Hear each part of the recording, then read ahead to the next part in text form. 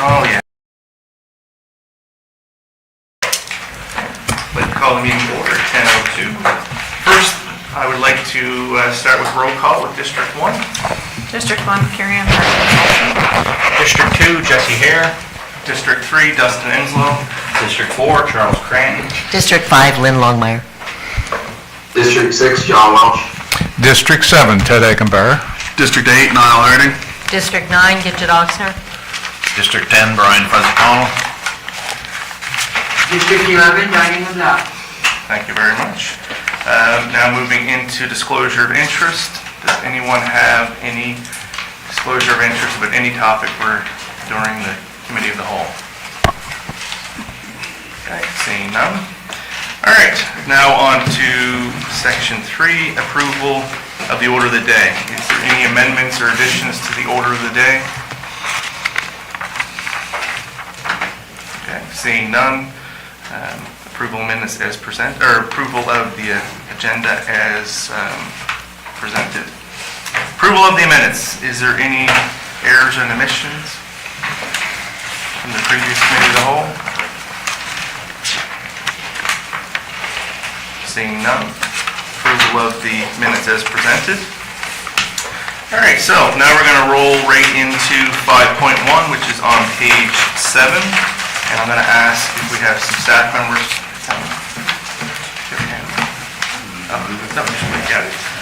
Do I have a mover for 5.1? Councillor Cranton. I move that municipal council proceed with the proposed ecological harvest and associated access improvements. Councillor Harris. Okay, thank you very much. Thank you. Before we begin, I just want to mention that on page 7, there's a little error. Under the discussion, the assessment identified is actually 25 hectares, 62 acres, not 36 hectares. So that's just a small correction. Page 7? Page 7, or Oh, the okay, first okay, page all of right. the staff I report. see. How many hectares you say, sorry? 25, 62 acres. Okay, thank you. So the report recommends that council proceed with the proposed ecological harvest at the Greywood site based on the detailed proposal from the Western Woodlot Services Cooperative. And I'm very happy to have Andrew Oliver, a staff forester from the Western Woodlot, to do a short presentation on the background of the site as well as an update on Greywood. So, there you go.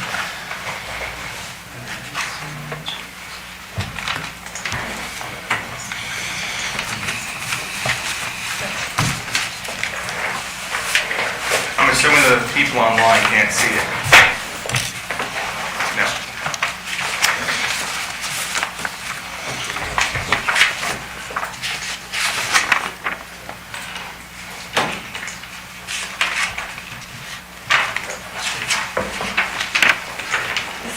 I can probably just Okay.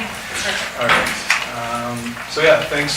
Thank you to the council for having us here today to present on the ecological forestry initiative and to fill you in on some of the background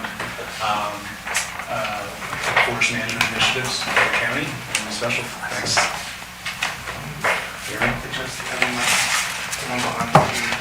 Sorry. Because if not, the people online can't hear. Okay. Bring it closer here. Thank you. And special thanks to Alyssa for being involved with this the last 6 or so months and moving the initiative along. My name is Andrew Oliver and I'm a staff forester of the Western Woodlot Services Co-op. I've been involved with some of the management initiatives through the county for probably since 2021. I've been with the co-op since 2019. Anything that happened prior to that is more just information that I've collected, but I'm going to provide a little summary of some of the history of the site and the management, and provide you a little bit of background information on the co-op as well, and then we'll talk a little bit about the proposal and have a little bit of time for questions afterwards. Okay, sorry, I gotta get this. Maybe try the arrow keys. The arrow keys. Okay. There we go. All right, sorry guys. Nice. I could probably present from this here. What a transformation. There we go. All right, so Western Woodlot Services Co-op, we're a membership-based nonprofit cooperative. We're owned and operated by our Woodlot owner members. We have 464 members at present time with approximately 106,000 acres of combined forest lands between our membership throughout Western Nova Scotia. We're governed by a 9-member board of directors that is made up of Woodlot owner members from throughout the 7 western counties. Our overall mandate is to provide a full range of forest management services that meet the economic, ecological, and social objectives of private woodlot owners in Western Nova Scotia. So the map on the right side of the screen, that shows our service area, which is the 7 western counties, Kings and Lunenburg in the northeast, down to the tri-counties of Digby, Shelburne, and Yarmouth in the southwest, and then Annapolis and Queens County in between. And all those little green parcels you can see on there, those are our members' properties scattered throughout Western Nova Scotia.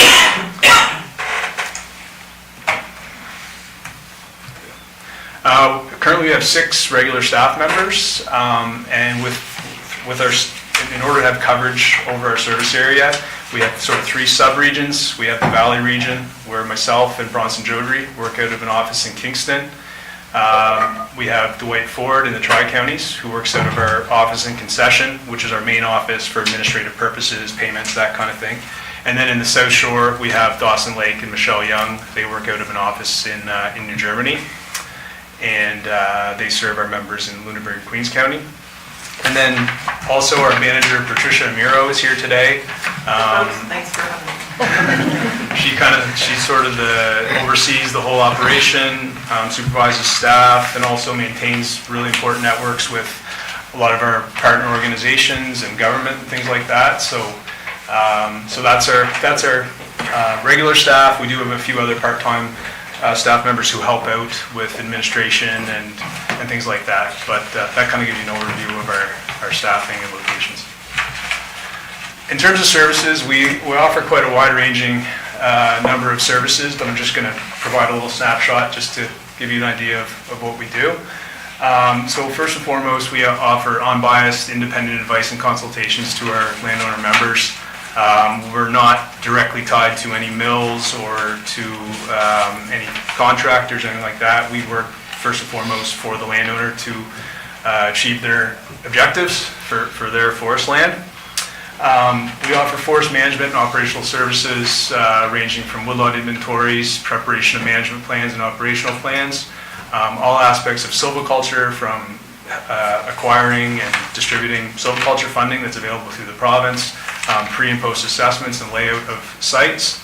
In terms of harvesting, again, planning, supervision, arranging trucking, products marketing. And we also have a good relationship with a number of forestry contractors that can get work done on behalf of our members.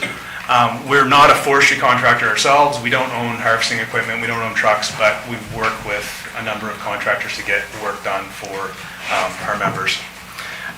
In terms of access roads, we help with road improvements and new builds. And we also do a number of specialty reports such as woodlot valuations, boundary line reconnaissance, things like that.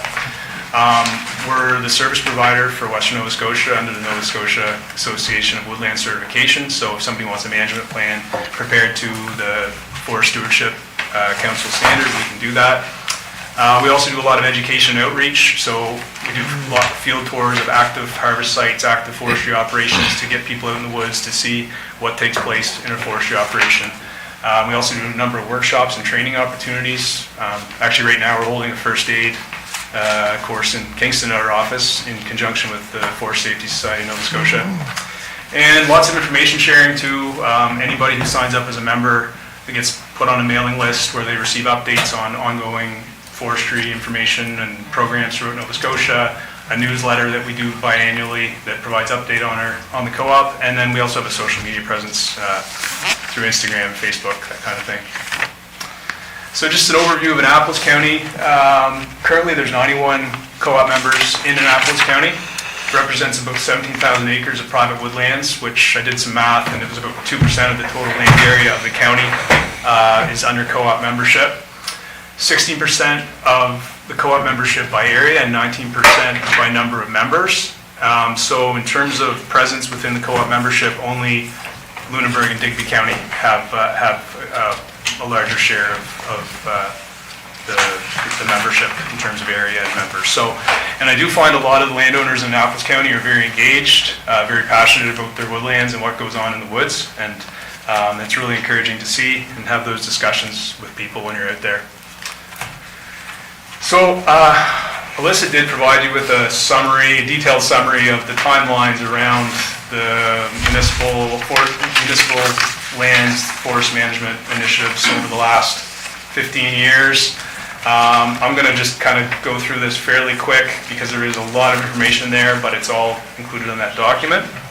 But the first sort of record that I could come across was in 2015. The municipality had a forest management plan written for the Greywood Woodlot by Tom Barry, who is a well-known forestry consultant from Annapolis County, and that was under the Federation of Nova Scotia Woodlot Owners Management Plan program at the time.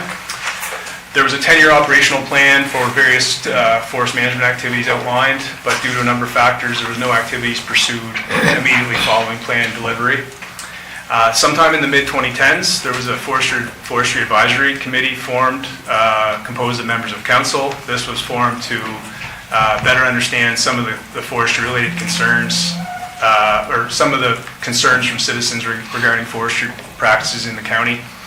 And I guess to gather some information on that, in April of 2018, the advisory committee set up some working sessions where they brought in forestry experts from throughout Nova Scotia to share information and maybe make some recommendations around how to best address some of the concerns around forestry.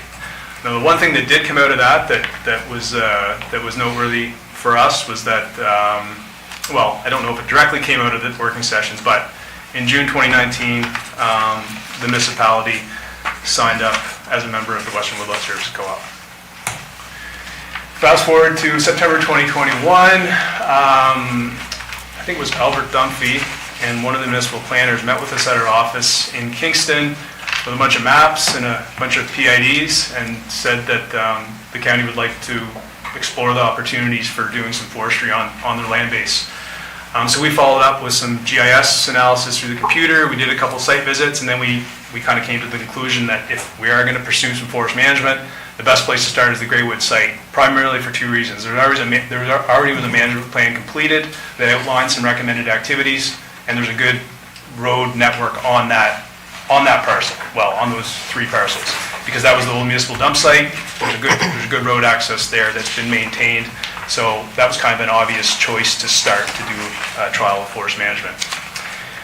So following up on that, myself and my coworker Kara Gillis, we delivered a presentation to the Forestry Advisory Committee that provided an overview of the co-op, the benefits of sustainable forest management and ecological forestry, and the potential for pursuing some work.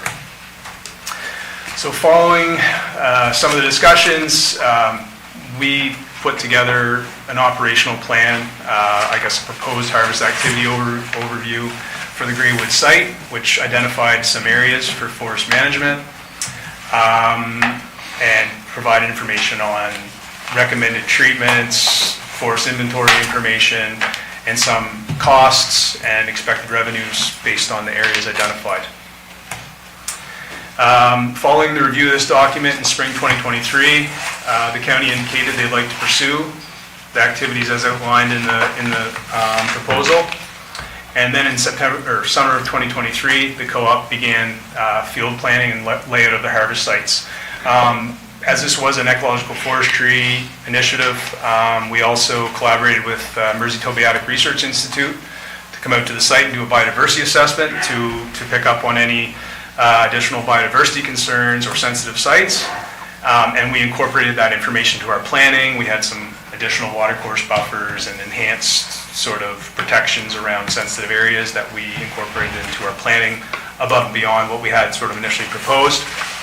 As it was an initial trial, it was a fairly small area that was identified, but there was about 8 hectares or 19 acres were laid out for a commercial thinning treatment with about a 30% removal by basal area within the stands. So you're cutting about 30% of the trees, you're leaving about 70% of the trees.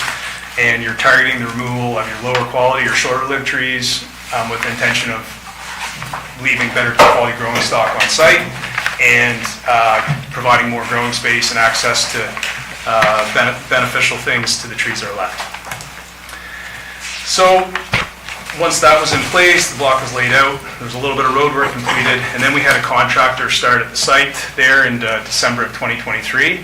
North Range Forest Products of Digby County is one of our best contractors. They do lots of work for us, and we really know that we get a good quality product when they're doing some work on behalf of us or on behalf of landowners. So they started the commercial thinning operation around probably early December sometime. And I think the active harvest was completed in January of 2024 with wood products taken to the destination mills spring, early summer of 24. We also held 2 field tours at the Greywood site. On December 5th, we had members of the municipal council. There may have been a few people here who were, I think, yeah, Lynn was there, I believe. Yeah, and we had members of the municipal council, and we had the co-op's board of directors. And then on December 6th, we opened it up to the co-op membership, and we probably had about 25 people there on that second day. It was a really well attended field day. So just a couple maps. I know looking at a map on the screen's not probably that helpful, but I thought I'd give an idea of so on this image here, left, right, whatever. That's the Greywood site, 3 PIDs, about 375 acres according to the management plan. This was the old incinerator site at the top, and that's the access road in red. That's quite a good road. It does need a little bit of work, but gives you an idea. That's the overall site of Greywood. The other map is the operational map that identified the commercial thinning treatment. So about 8 hectares between those 2 polygons, that's where the work was done. The revenues generated from the harvest were around $9,000. Costs were around $3,800. There was 476 tons of wood products harvested, primarily spruce fir studwood, spruce logs, hardwood firewood, softwood biomass. And just a couple pictures from the field tour. You can see there's a harvester there featured in both those pictures pretty prominently. So Brian Thomas from North Range Forest Products, he did a great job of leading up the tour and providing some great information, answering lots of questions from the crowd. And it was a beautiful winter day in Annapolis County. And also, the harvest got featured on the cover of Atlantic Forestry Review magazine there. So that's Dwight Ford, our forester, and Sean Firth, one of our board of directors. And there was also a short write-up there on the management of municipal woodlands in Annapolis County. So some good exposure for the initiative that is taking place here. So some recent developments, I guess May of last year, the county notified us they'd like to pursue some further harvesting activities at the Greywood site. In order to do this, we identified the need to kind of complete an analysis, a management plan review, and a site visit to kind of fine-tune where the work would happen. The management plan provides recommendations at a high level, but we kind of need to dial it in a little bit to sort of say where's the work actually going to happen. So from that, we identified an additional 36 hectares, about 90 acres, where there's some potential for work. We followed this up with an operational plan, operational proposal, which we actually went to the 36 hectares, and from that sort of narrowed it down a little bit more. And from that, I guess we did the field work this May, completed it in June 1st, and from that there was 25 hectares, 62 acres of area suitable for ecologically based forest harvesting on the Greywood woodlot. Road buildings, so a number of factors were discussed in the report, and that information's there, but things like costs, revenues, volumes, all that was provided. And so here's the map of the 2025 operations proposal. Again, lots of colors going on, but basically you see the stands where the treatments are identified, you see some identified road work, water courses, things like that. Similar treatments to the prior harvest, about 30% of the existing basal area would be recommended within the stands. 2 treatment types, commercial thinning and irregular shelter woods. Most common wood products are white pine and spruce logs, spruce fir studwood and hardwood firewood. about 1,800 tons of merchantable volume estimated to be generated from the harvest. And operations are recommended to occur over a 2-year period with approximately 40% of the treatment in year 1, 60% in year 2. And there's some access improvements identified, including constructing a truck turnaround at the old incinerator site, brushing some roadside vegetation, and some minor surface improvements. So here's just a summary of road costs. These are estimates based on some historical information on road work we've had completed over the last few years. Get a nice round number of 12,000 there. Could be a little bit less than that. It could be a little bit more depending on what a contractor actually quotes us for the work. But that was just based on, a number we could use in the proposal. And then also prioritization of different activities. Basically, the ones that are high are the ones that are pretty much essential to getting that road up to work, up to standard. The other two are ones that we could potentially pursue. So here's a breakdown of harvest revenues, products. I guess after looking at current markets for wood products, looking at volumes available, and then considering harvesting and trucking rates for various products, estimated about $48,000 of stumpage value based on the current market for wood products. So this considers the harvesting of the wood products, which is, harvesting the trees in the woods, getting them roadside, and then the trucking of wood products where the trucks will come and take the wood to a destination mill.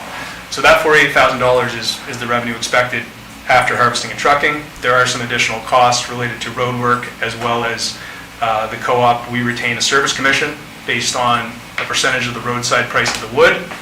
And with those deductions taken away, we're looking at about $28,000 of revenue expected over the entire volume of 1,800 tons of wood. I guess I should note that some of the fees are pre-HST, but this gives you an idea of about $28,000 is what the revenue would be expected to be with costs considered. So I guess next steps, if approved, we can proceed with the planning of proposed operations. We would again get in touch with MTRI to do a full biodiversity assessment. This may slightly change some of the proposed areas. If they have certain recommendations or they want to take certain areas out of the plan, that may change the area of harvest. But if that's the case, we will sort of notify the county, give you that information, let you know how that would change any information that's been presented. So just moving forward, I just had a couple points. So in the past few years, the focus has been primarily on the Greywood property, which makes sense, having a management plan, having good access infrastructure. But based on the records we have available, the county owns about 470 hectares or almost 1,200 acres of forested land over 15 PIDs throughout the county, possibly more. There's an excellent potential to expand the ecological forestry initiative to other locations in the county that would support a number of objectives. And as well as harvesting wood products, there's opportunities for pre-merchantable silviculture, access improvements, boundary line reconnaissance, and other aspects of forest management. So there's a lot of good opportunity out there, and still a lot of information that we could collect on, or about the county lands. So we're looking forward to working with the county, moving forward in support of their initiatives, and open it up for questions. Thank you. Councilor Eckenberg? Thank you very much. I have 2 or 3 quick questions Sure. here. Yeah. So the first one is, what is the selection process to assign a contractor? Is it by tender or RFP? I know that you mentioned that one contractor you're quite fond of, so I'm wondering if that just is an automatic process. Yeah. I would say it's not a tender process. That's not how we did it in the past. We have North Range Forest Products is a contractor we work with quite often, and that was who we selected to do the work. I mean, I don't know if we selected them, but they were sort of the ones that were lined up well with the work that was being done. That's likely how it would be done this time, unless there was some other direction given. Patricia might want to speak to that as well, but... Yes. Yes, well, we really do have a close working relationship with North Range Forest Products, and they do operate mostly in Digby County, but they do operate at the west side of Annapolis County. So they have done some, they did our past work, And also they've done some work on some of our members in the Round Hill area. So, you know, if they're in the Round Hill area, it's just, you know, kind of, it's good, because when we get contractors to do the work, we try to, you know, line up jobs in that similar local area to make it worth, you know, make it worth their while.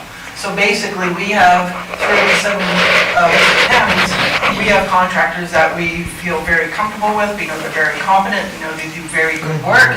They treat these woodlots like it's their own, so we like to work with those people. Plus, they have an open mind in terms of the objectives that are, you know, trying to be achieved with this work.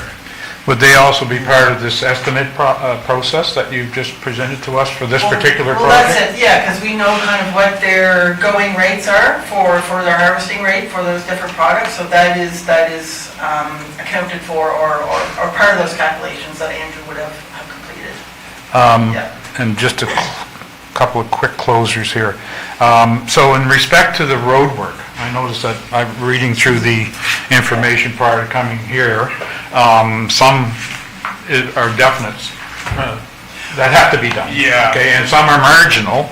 Yes. So who decides, my question is, who decides what the marginal ones are actually getting done? Well, the decision really rests with the landowner. Us. Yes, Right. like if I was doing, if Patricia had a woodlot and I was proposing to build a woodlot road and she didn't like the price, we would have that discussion. She would give me the direction as to, you know, so it kind of has to follow, we would like to follow that process as best as possible. I mean, we could get quotes from a few road builders to sort of see what's needed. I mean, out of that list of road activities, the one that's definitely required is there needs to be a turnaround there. Yeah, There's no sorry, turnaround. for sure. So that pretty much needs to be done. The amount of money you want to spend on the road would be variable depending on how much of a quality road you want to build for long-term forest management. So there is consultation. There would be consultation. Yeah, we would never go ahead and do something without the green light from our clients, I guess. The last question, Yeah. I know that, Can I just add to that, though? I just want to say that with pursuing any forest management activity, you need to have some kind of access and a turnaround area so the trucks can safely turn around. And the thing is if you can minimize access, but what that may mean is then they're traveling longer distances to extract the wood to get a roadside. So you may not put money into the road, but basically the harvest rate may be more if they need to extract longer distances, right? So I just want to kind of emphasize that you need you need decent access in order to carry through with forest management activities, and we try to get that done as the best that we can to carry it with operations. So, okay. final question. Okay. And what is is there an annual fee for MOCA to be part of your operation, or is it just based on the work that gets done? So there's no annual fee. There's a one-time membership fee when you sign up. When you signed up back in 2021 or 2019, it was $100. So there's no annual fee.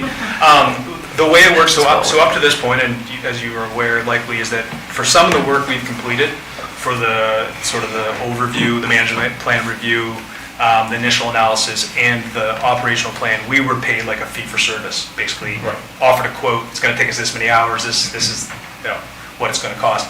For everything related to the operation, we are paid from the service commission, which is a percentage of the roadside price of the wood. So you won't be paying us for our time. If it takes me 50 hours or it takes me 10 hours or anywhere in between, what the co-op gets paid from once we sort of enter into a harvest agreement is it's based on a commission of the roadside price of the wood. So, but like say for certain things, like there aren't things we'll do for like a fee for service, like prepare a report, that would be like, here's a quote for this. But when it comes back to the harvest, it's entirely based on the value of the wood products that are. And then again, that harvest, it's going to basically, our full involvement, laying it out, arranging the contractor, supervising the job, arranging the markets, arranging the trucking, like the whole gamut is part of that service commission fee. And then of course the payments that are made. So we make payments to the contractor, we make payments to the landowner, which are you folks. Everybody has to eat. That's right.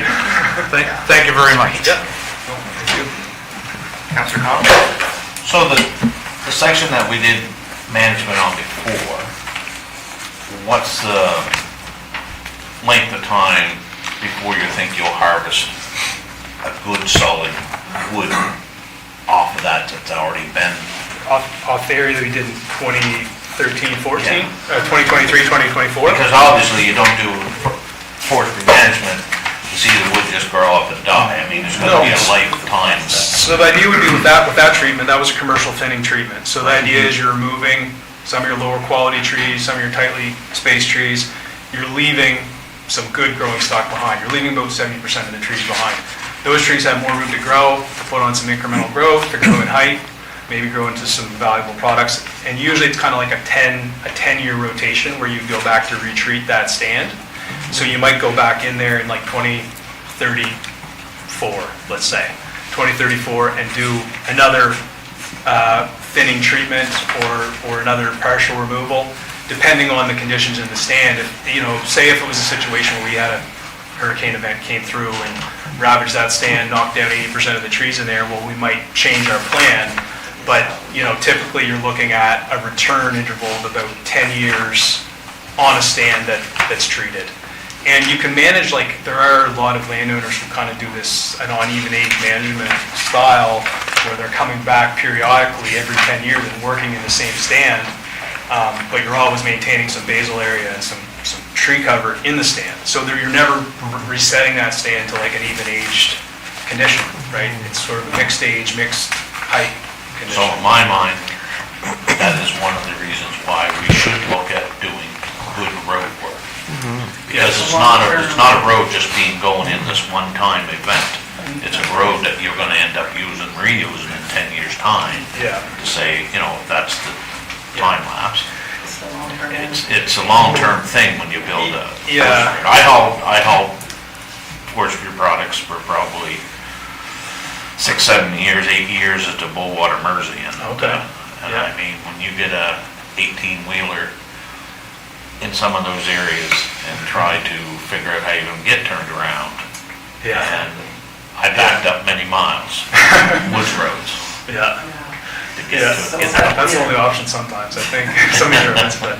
So no, I support the road network because, like I say, it's long-term, thinking Yeah. long-term that.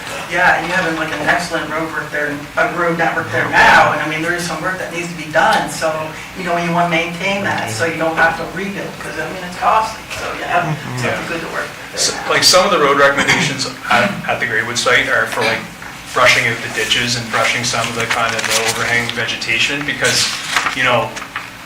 with time, your road will start to get lost. It gets shaded in there, wet areas kind of take over and your road surface kind of starts to decline a little bit. So by kind of maintaining, like even having a maintenance program every 5 years, you're brushing out your ditches or removing overhanging trees for your roads or your forestry roads can lead to like a lot of avoiding major infrastructure expenditures down the road. So it's kind of at that point where you could do some work in there to improve your vegetation management, or the vegetation could be lessened a little bit in there. So. Thank you. Any other questions? Councilor Hare? I'm just curious on why in the expenses, I have 2 questions, but in the expenses, why the excavator float was separated from the actual road construction. Is there... No, there's not really a specific reason for it. I just know that usually there is a cost, a cost associated with the float. So I kind of put that in there as just as a line item on top of that cost. It could be included, it could be blended in, but I just thought I'd put it in there. So that they're aware. Just aware that there probably would be something charged for the float there for that one. And I'm quite familiar with, What page are you on, sir? I'm on page 24. I'm quite familiar with wood products in general. Yeah. I do run a mill. I'm just curious, just by the sound, just judging by the way you kind of operate and who you work with, I assume the stumpage rates are just a little bit less than market value. So the stumpage rates are on that table there. So I mean, the stumpage rates would be based on the contractor harvest rate. So your delivered price to various mills. In Western Nova Scotia, so Freeman's Lumber is a big mill. I know there's, your mill is a mill too. But we would have used a price that would have been representative of, like, when I did this analysis, let's say May 28th or something, looked at the mill prices that were available, take that delivered price, take off what we're assuming the contractor's harvest rate is going to be, and then accounting for the trucking rate from that site to the mill, and take that from the delivered price. That's how those stumpage rates are developed. So it's an actual payment of stumpage, not per se a payment for the logs delivered minus fees? It is based, those prices are based on the delivered prices that would be listed for a mill. But it's still being sold as stumpage, like the county's getting money for stumpage, Well, not of this. Yeah. So basically, the kind of like all landowners are paid the Yes. stumpage, Yes. right? Like, you say, the roadside price for minus the harvesting costs and whatnot. So then you get your stumpage price, and then any additional costs that needed to be incurred to carry out that operation, like the road work, and, our service commission fees are then deducted from the stumpage. Yeah. And that's always shown on the payments. Yeah. We had done that last time with Janice. And that first payment, I kind of went through with her, and she goes, I don't know much about woods business, but she goes, I understand this, so this is good. I was like, okay, that's good. So basically, yes, we pay the stumpage, and then whatever Yeah. fees that are necessary to carry out the job is then deducted from that. But the stumpage, just generally speaking, is that roadside price minus the cost of the harvesting and extraction to get that wood roadside. Yeah. So and the payment would be issued from the co-op Yeah. to the county rather than from the mill Yeah. to the county, I guess, if that's Yeah, we clear. pay the contractor and we pay you as the Yeah. landowner. Yeah, no, in my line of work, when I see wood products as cordage coming into the mill, so there's, for my eyes, there's quite a difference between the two prices. There's a lot of work involved, so that's all I want to know. Thank you. Any other questions? Councilor Thank you. Longmire? Thank you. Thanks, Adam. And sorry, I missed you. Patricia. Thank And I you. remember you from the Yes. whole day, yeah. Well, and it was an excellent day. I learned so much, and I often go back and think if I'd had some of that information when I was in high school, we would grow forward, and we would see the importance of all of this. Basically, I go back and I see all the words that really hit my heart, which are the biodiversity and making sure being responsible, the responsible care that we give this land, right? And knowing that we've got so many more acres of land that could be in the future cared for the same. The presentation and the reporting is excellent, and excellent questions that I've listened you answer here for Councillor Eggenbar and Councillor Hare, so I thank you for that. The cooperation, of course, with Mersey Tobiatic Research, right? And knowing that they care to care for our lands as well. It's all in that relationship that we have with each other that will take us forward and show confidence to our citizens in Annapolis County that we will do our very best to care for the land. So thank you for this today. Yeah.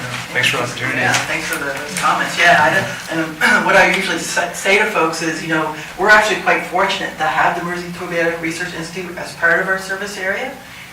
Other folks in the eastern, they don't have that. Exactly. So it just allows us to then better help landowners meet their objectives, having those guys. We work on a lot of things in partnership, various projects and stuff like that. Like right now we're doing a species at-risk bird project with them, so with our landowners. So yeah, I just want to kind of emphasize that point. So Thank you. Any other questions or online questions? Councillor Walsh or Warden? No questions, perfect. Not this time, thank you. Thanks. All right, well, thank you very much for coming and making your presentation and answering all of our questions. we actually have a question for you folks, don't we, Andrew? We were just kind of wondering, the Forest Advisory Committee, is that still a functioning committee? And who is part of that? Who is the, Councillor Walsh is on it. didn't think that it was. I believe the forestry committee is committee of the whole. All councilors are involved in that decision making. Oh, that's right, that changed, sorry. Okay, yeah. I let you down the wrong Curious path. about that. Yeah, okay. No. Yeah, that's biased. Yeah, I was thinking about the biosphere. Yeah. Okay, okay. No, Thanks. we're done. Perfect, thank you very much All right, for your time. Yeah, thanks for having us today. All right, perfect, thank you. So now we'll move on to any questions outside of, for the presenters. Do we have any other discussion? No, perfect. Do we need to read the motion again, or is everyone comfortable? We're good, okay. So, all those in favor says yes? Yes. Opposed, no? All right, thank you very much. All right, 5.2 on page 30, Traffic Authority Policy Appointment Update. Can I have volunteers? Councilor Agenberg. I move that municipal council approve policy 106, municipal traffic authority, as circulated, 7-day notice. Thank you. Seconder, Councilor Parsons-Olson. Any questions, discussions? Wow. Yes, yeah, it might be a good idea. As you all recognize, the primary purpose of this is to update the deputy traffic authority as Paul Bromley.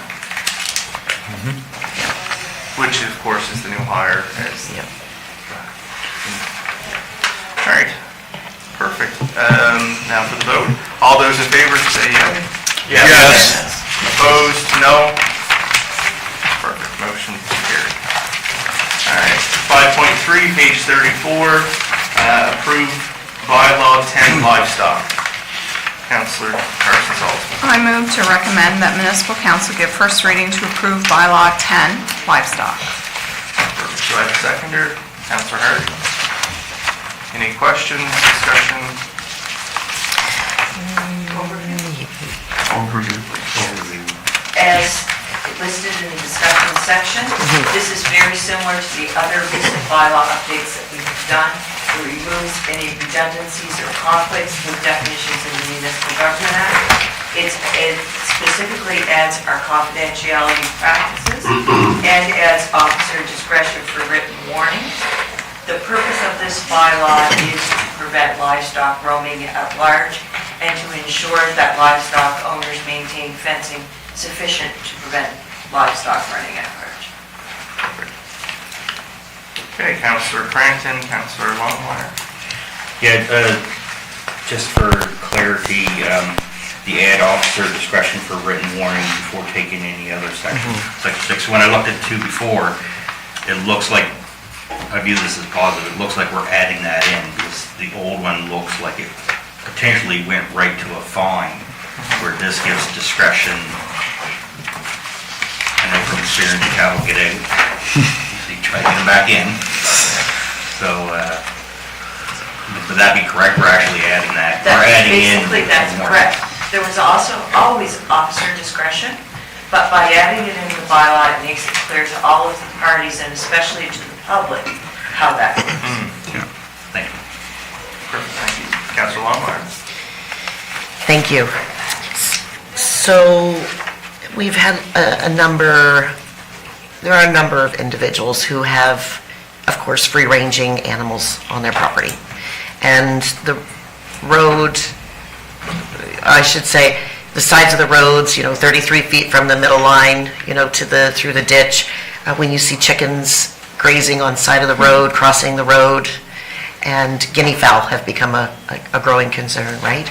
I know one had flown out in front of me, and of course, if I didn't have my wits about me, I probably would have gone to the ditch as it was flying across my path. So I'm just wondering, does that as well, does this protect as well for me to call on, or if citizens do, because they had grave concern over that, right? You're trying to avoid 2 chickens on the side of the road, then you're getting a guinea fowl taking flight, and, it can be a catastrophic event. Yeah. Absolutely. We do get a lot of complaints in line with what you just described. It is a complaint-based process. People should be aware to call. Sure. And it starts out as a friendly reminder process. Just as cattle get out, giving hens light to roam, they go where the insects are. I've been complaining myself. Yes, and I really did appreciate Councillor Cranton when he raised that about being discretion before a fine, you know, the conversation. I mean, we know they follow the bug line, and I do want them to do that with ticks, so I don't want to, you know, cut my nose off to spite my face, so thank you. Perfect, thank you. Any other questions? Councillor Oxner? What happens in the case of the animal owners are putting them out to pasture and paying a fee to use the pasture? Are the animal owners liable? Is the landowner liable? That's a relationship. Honestly, the best answer to that is both. Okay. And as Councillor Connell can attest, we have a simultaneous process for Fences and Arbitration Committee that often goes out and looks at fences, well, not often, sometimes goes out and looks at fences that are inadequate. So in the kind of circumstance that you described, we would probably have two simultaneous things going on. Okay. Thank you. Councillor Hare? I don't think I like the question. I don't know if I understand the answer quite right. So if somebody is leasing somebody else's property, who catches the fine? That would depend on the investigation, would be the best answer. So there's no real clear answer to that? Because each situation is slightly different. So, I don't want to go too far down the road describing scenarios that can occur, but I can throw maybe a simple one. Let's say that a fence got damaged because of hurricane or flooding or whatever active weather that happened.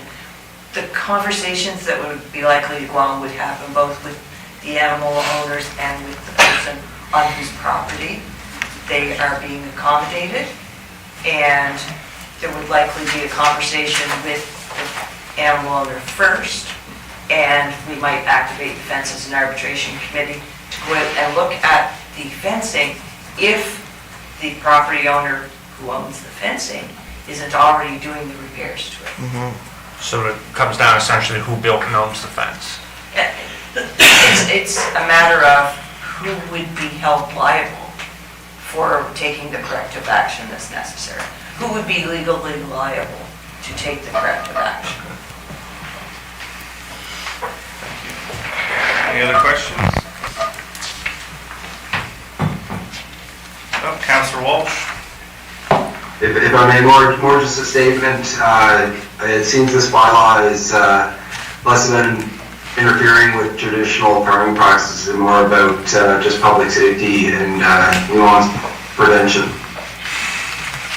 So I was just wondering if we had any opportunity to review this with local farming groups or agricultural reps, just to make sure it aligns with their needs.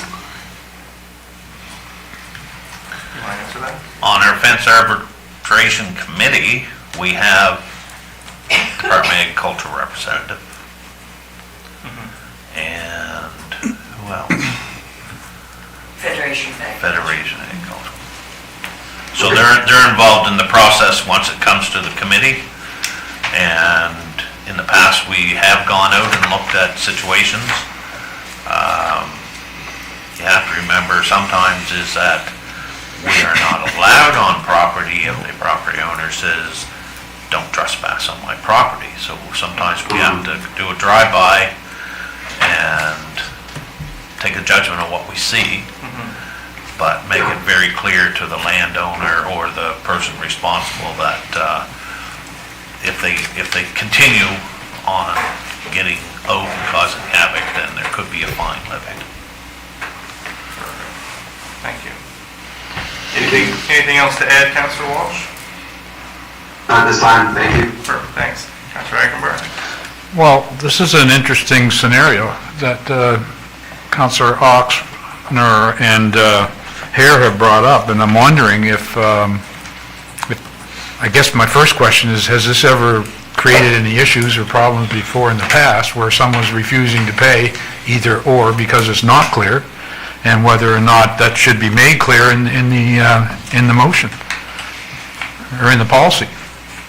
We haven't had any real problems with this in the past because of the fact that our bylaw officers are so good at working with the people involved. We're all generally trying to get to the same place, which is to keep all of the animals and all of the people and all of the motorists safe. And so we've been fortunate in not really having a huge struggle with enforcing this bylaw or with the fences and arbitration powers that are provided under the Provincial Act. So you feel there's enough in there to, I really feel that we have negotiated very successfully in some very difficult circumstances Okay. to all get to the same place. thank you. And Invid wants to sit on that committees more than welcome. Meeting tonight. Need some reinforcement. Anyone else for questions? Perfect. All right. All those in favor say yes. Yes. Opposed, no. All right. 5.4, page 40, extended bylaw enforcement agreement with the town of Middleton. Ask if our manager would you like to come up and say a few words? Do I have a volunteer for reading the motion? Councillor Longline. I move that municipal council authorize an agreement for the county of Annapolis to provide extended bylaw enforcement services to the town of Middleton starting no later than September 1st, 2025 and ending March 31st, 2030. Thank you. Seconder? Councillor Aguilar. Got to put you on the spot. You want to go first? You want me to go first? No, I'll dive right in, I don't mind. You can rescue me if necessary. Hopefully it's actually quite a straightforward proposal. As you've seen over the last month or two, we've amended some of the bylaws for the county and also updated the bylaws of the town of Middleton and the town of Annapolis Royal. Those have been a very successful relationship with both towns so far. We were actually approached by the town of Middleton to see if we would be happy to extend our bylaw services. Basically, yes. It makes perfect sense. We've got a good relationship with the town at the moment. It doesn't make sense for the town of Middleton or Annapolis Royal, for that matter, to only have the county bylaw officers enforcing some of their bylaws. It makes it very confusing for who's responsible for what. The other benefit from this proposal came from Ashley Crocker herself to ask whether we would be interested in helping the town of Middleton rewrite the rest of their current bylaws. They're a little bit outdated, so she's asking for our input into improving that as well. So it looks like the relationship that we're developing with the town of Middleton is definitely improving. They're happy to work with us. They want us to improve their bylaws overall, and have asked if we can take more on. Now, within this report or this proposal, we haven't identified every bylaw that they have within the town of Middleton at the moment, because some of them are very outdated. I think one that we've noted was back to 1935, the last time that it was actually reviewed. So enforcing that currently is going to be a bit of a challenge. So some of those are not mentioned in this proposal, but we did introduce the line of any others is mutually agreed. The first three at the moment, the farm animals, the noise and the civic address, is pretty straightforward for us. They've also asked if we could do the dangerous and unsightly premises part of the enforcement as well. Again, that makes perfect sense. The town of Middleton would need to appoint the administrator for that, but again, that's a relatively simple thing for them to do. The fee schedule has changed slightly. Rather than including mileage per call, it's an overall hourly rate now. That actually, I think, makes it a lot easier for finances and also makes it a little bit more beneficial for the county. It's going to earn us a little bit more income every time that we're dealing with a call in Middleton. overall, I was really pleased that Ashley reached out to us to assist. It shows that our relationship with them is strengthening. And again, long-term thinking on this, I'm sure you may have been aware a week or so ago there was the policing review that came out for the province. We don't know what that's going to look like for the future. However, municipal enforcement at some point is going to change. How soon is unknown. The likelihood is that, in my opinion, the bylaw officer role will have to change to be a community peace officer role. A slight change in the title, a little bit in the powers, but it's not going to affect the county too much. The smaller towns and municipalities is going to have a large impact on. If we have this type of relationship with them already in these agreements, that future change is going to be so much more easy to accommodate for the towns as well as the county. Perfect. Thank you. Do you have anything to add? I think Robert covered it all. I think this is a very positive. All right, I'll open the floor up for questions. Councillor Cranston? I think the hourly rate is a good starting point for the agreement, and as was recommended by staff. It's a good starting point, and then I would just say over time, monitor to make sure that we have the staff capacity to accommodate this, because I'm basing this on, we're going to get a cost recovery per hour using the existing staff, so if it gets too big, we may need to relook at it. Absolutely. But I think it's a good starting point, and so I support the recommendation. On that point, I think historically we've not been as consistent in claiming those funds back from the towns. This morning I just had a report from one of the bylaw officers for our last quarter to the town of Middleton, and there was 5 calls between April, May and June.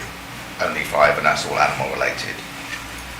5 calls isn't very much over 3 months. However, the income that we got back from that was virtually $800. So making sure that we have this in place with a simplified way of effectively billing the town of Middleton is going to make it a lot more effective for us. And we also have the ability to change this within 30 days. If they decide they don't like it or we don't, it's easy enough to amend it. Thank you. Any other questions? Councilor Wildmeyer? No? I saw your hand. Thanks for it. Yeah. All right, thank you very much. Thank you. All those in favor says yes. Yes. Opposed, no? All right, thank you very much. Okay. 5.5, page 44, approved policy 113, public participation. Do I have a volunteer to read the motion? Councilor Carson Sullivan. I move to recommend that municipal council approve policy 113, public participation, 7-day notice. Thank you. Seconder? Councilor Wildmeyer. Okay. Ms. Benton. Absolutely. So last year, when this policy went in place, shortly after that, the MGA changed that said that municipalities can advertise on their website, and then if they wanted to, they could also advertise in a local paper. So the vision here is to switch it up to give us the ability to solely advertise on our website. If we wait for local papers, there's a 2 or 3 day, sometimes even a week lag time where we would start that advertising period. So this gives us the ability to start advertising earlier. It also gives us the ability to also, in addition to, continue to advertise in a local paper as well. So it just sort of switches the items from, advertising the paper, and maybe if you want to advertise on the website, it allows us to advertise on our website. Thank you. Any questions, concerns? Councilor Harding? Yeah, thank you. I don't support this change, I have to say. If we change and we remove putting things in the paper, and we say, well, some things we can put in the paper. Where are we going to set that bar? And when is it going to be decided what's put in, what isn't put in? I think we still have a lot of citizens that don't have internet. So if we're only going to be advertising on our website and our social media, I think we're going to be cutting some of those people out. And I don't know if anyone else has ExploreNet, but I do, and it's been down since last night. So I've had no internet last night, no internet this morning. So for me personally, I think this is a step back in terms of our communication with the public. I think that having things advertised in the print media is maybe not as prevalent as it once was, but it is still a way that we communicate with our residents, and it is still a way that they receive information on important updates from the county itself. And I do recognize that I see it here that it says we may also use newspapers and radio stations. But again, as I said, where are we going to set that bar? What things are we going to put in the newspapers? Are we going to review every single news release to say, yes, this one goes, no, this one doesn't? So as I say, I just think it's a little bit of a step back on terms of communication, and I think that communication is the utmost priority for us. So, thank you. Thank you. Anything to add to that? Wasn't really a question, but... No, but if I may. Yep. We could continue to advertise in a local paper, but the start date for the timing of advertisements could begin the day that we advertise it on our website. So for example, if we're doing a public hearing and we're required to do a 14-day advertising, which starts on the day that it either gets advertised on our website or in the local paper, the start time for the 14 days could begin when it's advertised on our website, and we could continue to advertise in the local paper as well. Just a thought on that, so that, we're legally still meeting our 14-day notice requirement that the Municipal Government Act says we have to do for certain planning applications. Can I build on that? Yeah. So you will have a circumstance coming up whereby you will see the hardship of an extra 7 to 10 days notice that only starts when it appears in the newspaper. It is going to push your ability to set your meeting. It's going to push it into mid-August. If we can make this change, and staff can certainly abide by what your wishes are about still placing it in the newspaper, but if we could actually substitute the clock starting to run by putting it on our website rather than the clock starting when it appears in the newspaper, it is going to provide a lot more flexibility for how you can set your meetings. Thank you. Councilor Agenberg? I'd like to propose an amendment, one word change that might facilitate this. Excuse me. So on page 47, 1, 2, 3, the fourth paragraph down, where it says, in addition to mandatory website advertisements, the municipality may also publish notice of such publication and so on and so forth. If we just change that word from may to will,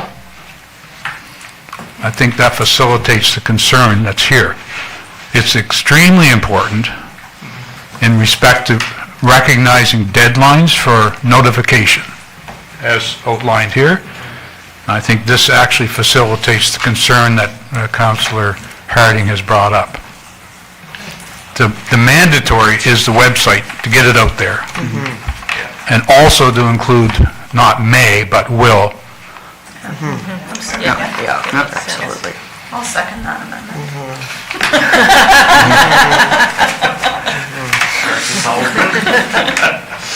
All those in favor? I have a question. Oh, I had a sorry. question. I forgot to ask the question. Sorry. Questions, please.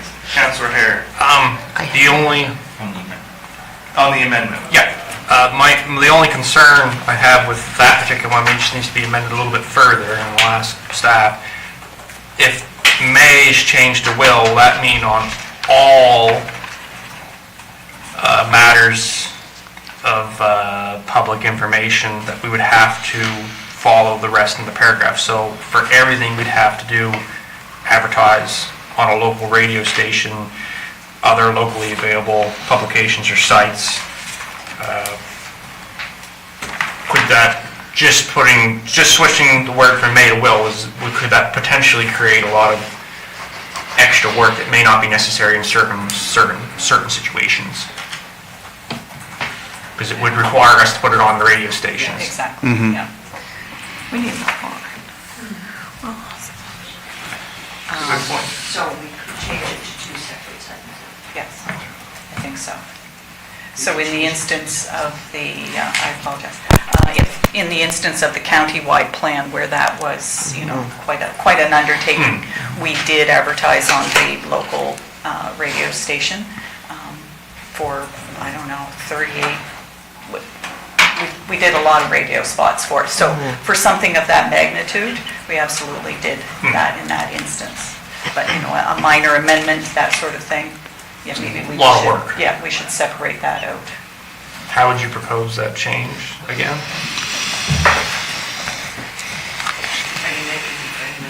Are you making the amendment to the amendment? Oh geez, here we go. I'm not sure what's the best way to go about this. Do we make an amendment to the amendment or strike down the amendment and then make a new amendment? I'm suggesting we could do a friendly one here because the intent is the same. Yeah. Yes. And so I'm suggesting it might be a friendly amendment to the amendment to say, and separate this paragraph into two sentences. Yeah. Because then we can change the meaning of the sentence. Yeah. If that's okay with the move around. So the first would end at, the municipality will also publish notification of such public information meetings in the newspaper circulating in the municipality, period. Yeah. And then deal with the second sentence. Yes. As a separate thing. I would agree to So that. where would the second sentence start? Other. Locally available. Comma instead of a period instead of a comma. Would be different paragraphs. Paragraph, yeah. And this will come back based on what your decision is on this motion. This can come back in the council agenda as correct. Yes. So that you see. Yeah, because it's only the 7. Yes, exactly. I'm okay with that. Absolutely. So now, instead of doing an amendment to the amendment, It's the we're vote just- on the We're amendment. just changing the amendment. Yeah, you have Am that. I getting clear on it, Mr. Fulton? It's clear as mud. Okay. All right, and you're okay? Seconder, okay. Yes. All right, Councillor Connell. Oh, sorry, Councillor Longmire had it before you, but. Go ahead. Go ahead. No, you go ahead. I just want explanation on what do you call local paper? Okay. Because I didn't know we had a local paper Yeah. anymore. So are you talking the Bridgetown Reader? Or are you talking a local paper? Well, the Annapolis Valley Register still gets circulated in our area. As of late, we've been putting ads solely in the Bridgetown Reader. That does seem to have a wide-reaching audience. So you can classify that as a newspaper then, kind of. That's what I was just wondering, Yeah. because I hadn't picked up a local newspaper. And the newspaper only comes out every Thursday. No, just, cool. Perfect. Councillor Longmire. Yes, thank you. I guess, when we look at page 44 under discussion, and it talks about being clearer and more concise, this is exactly what this needed. I so appreciate, looking at that, and going back to the beginning where Councillor Harding had spoke about, persons without internet, how would they hear? And so without making the change on page 47, of course, and that amendment that has come out because of that, so important, all citizens deserve to know timely. And yes, we do need to be able to make these meetings happen and set a firm date and such, but that communication is so important. And so, although this change has happened, and I guess just a concern that when we say in this that it will be, placed in, or that the website will be, the notice will be on the website, and then the paper form, so whatever paper we will advertise in, is there a way to make sure that they understand, all citizens understand, that there could be a delay in that publication, right? Because they will, I would feel, could challenge that and say, well, we didn't know that the paper wouldn't be out until Thursday, and now I have plans on and I wanted to attend, right? And plans have already been made. So it's clearing just the, and I don't know how you would do that other than just a, asterisk with, there can be a publication delay. I think I do understand what you're saying, and my response would be, the difficulty that has been created all these years in having to run it in a newspaper is we have our meetings on a Tuesday, generally, and we're placing it in a paper at the very earliest on the Friday. Right. Following?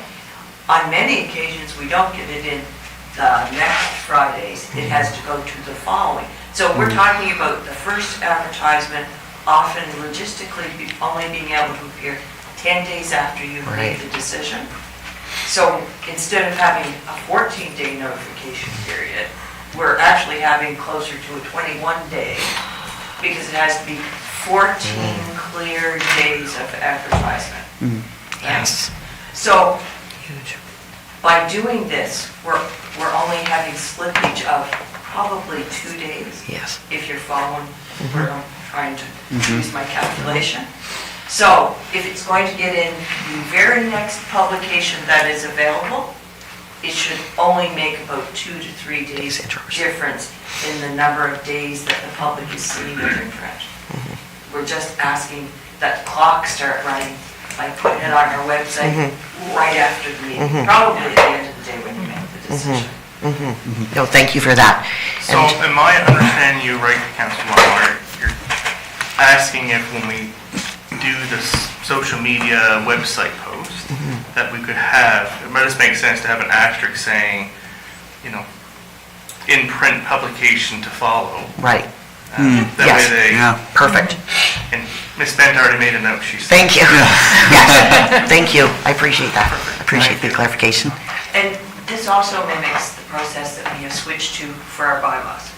So now, we're going to be running the same kind of process with our planning processes and public participation and our regular bylaws. Councilor Egenberg? Waiting for the vote. Any other questions on the amendment? Perfect. Do we need to read the amendment? No? Perfect. All those in favor indicate by saying yes. Yes. Opposed? No?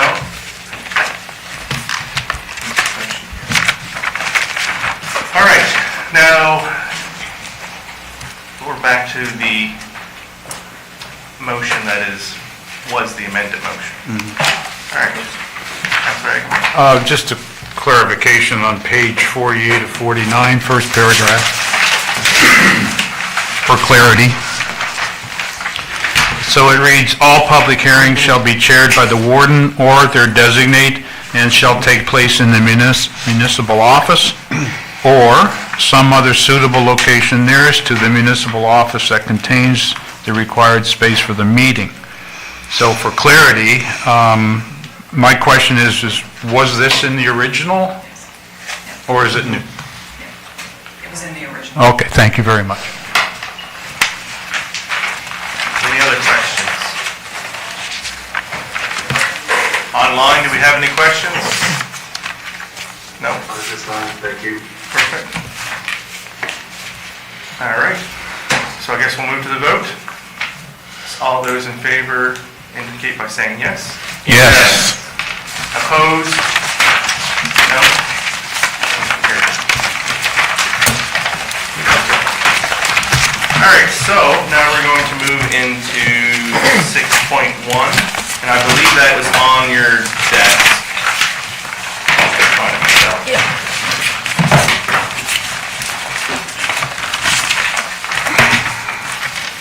guess what we'll do is, I'll pass it over to Miss Campbell. I think you're kind of looking after this, right? So it's an information only, so what my understanding is that we're wondering, do we want to send a type of a similar letter? Right. Has everyone had a chance? I believe this was also sent by email as well. Yeah. So I guess the question is, the staff is looking for some direction on if they want to draft up a letter that would be similar to this one, that we could then look at and send along. So I guess we could really need a motion. It's just a directive, it's just giving some direction. Whichever way you're comfortable with will work for us. So I think the best way to do this is actually put a motion on the floor. So without putting anyone on the spot. Oh, perfect. Does anyone have a copy of that motion? No, I would gladly take it and read it.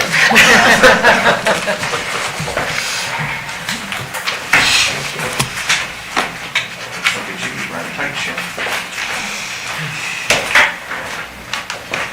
All right. All right, Councilor. I move that Municipal Council forward a letter to the Nova Scotia Federation of Municipalities, NSFM, expressing concern about road safety in Annapolis County resulting from insufficient funding allocated to the Department of Public Works and echoing concerns expressed by other area municipalities. Do we have a seconder? I'll second it. Councilor Oxner. Any discussion on this? Councilor Longmire. Thank you. I was waiting for you first. You're so hard to read, because I don't know. Whether it's written. Yeah. Councilor Longmire. Yes, thank you.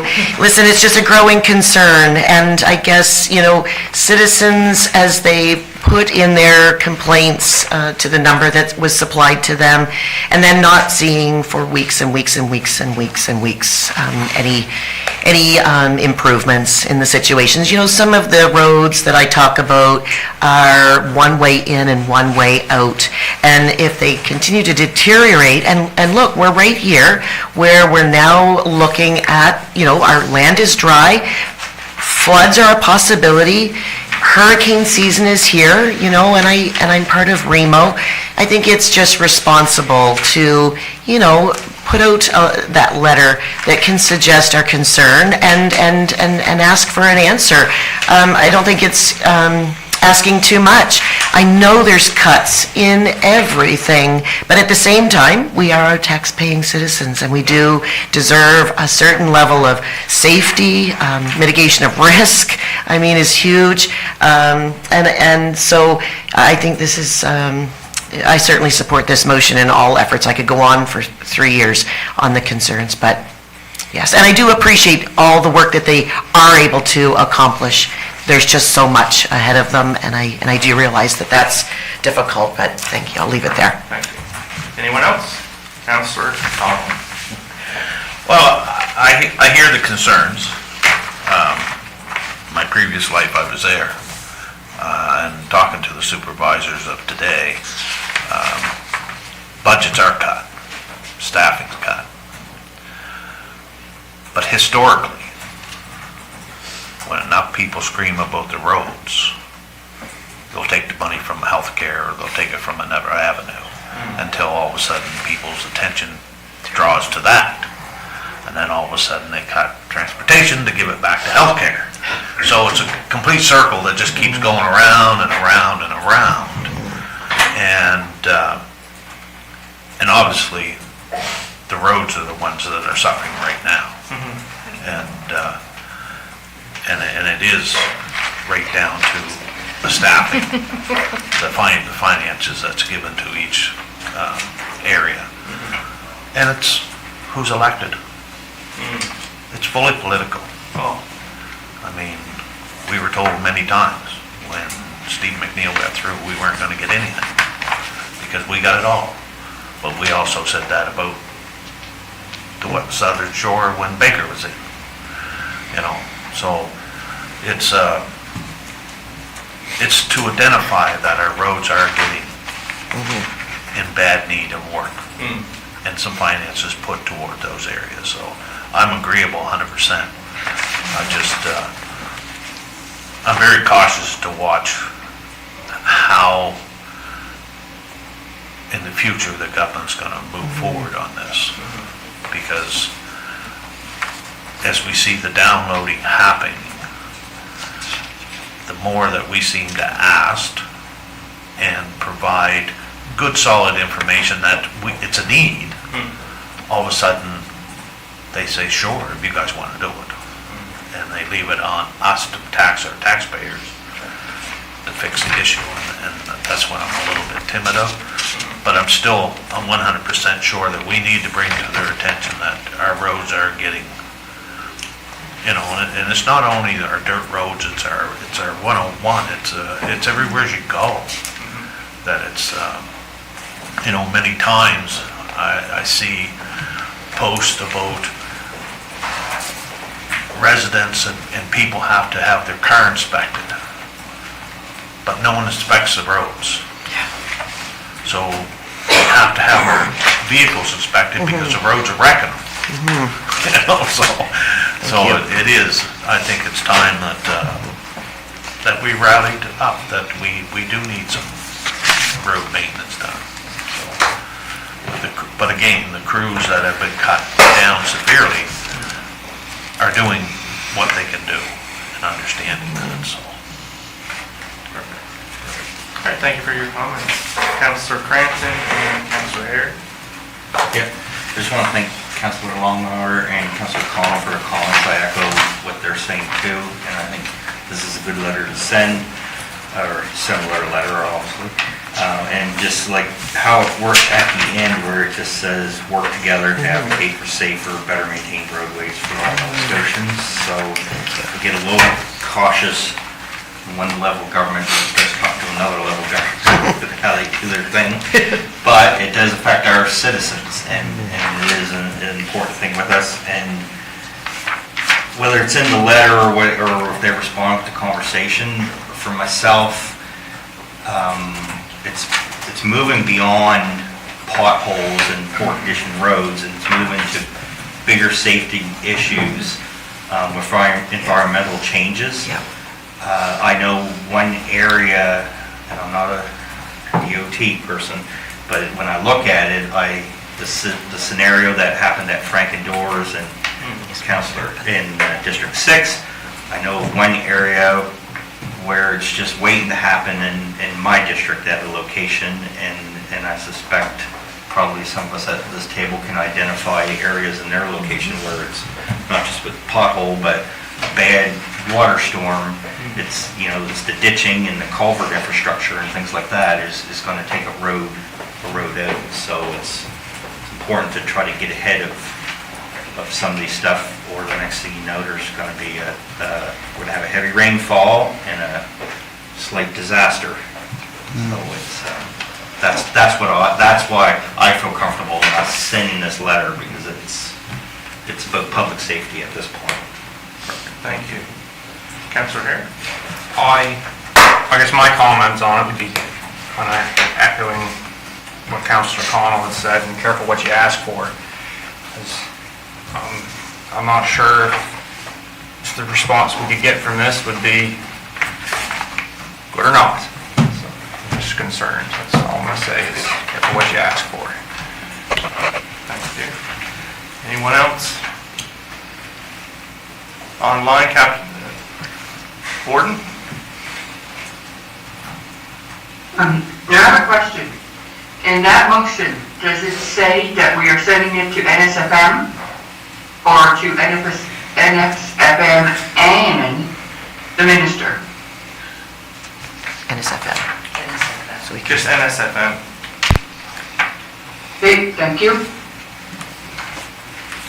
Councillor Walsh, do you have any questions? No, thank you. Okay. All right, last call. Perfect. All right. All those in favor indicate by saying yes. Yes. Opposed, no.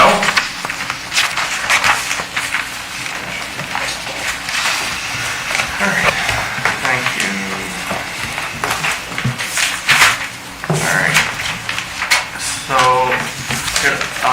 next section is actually section 7.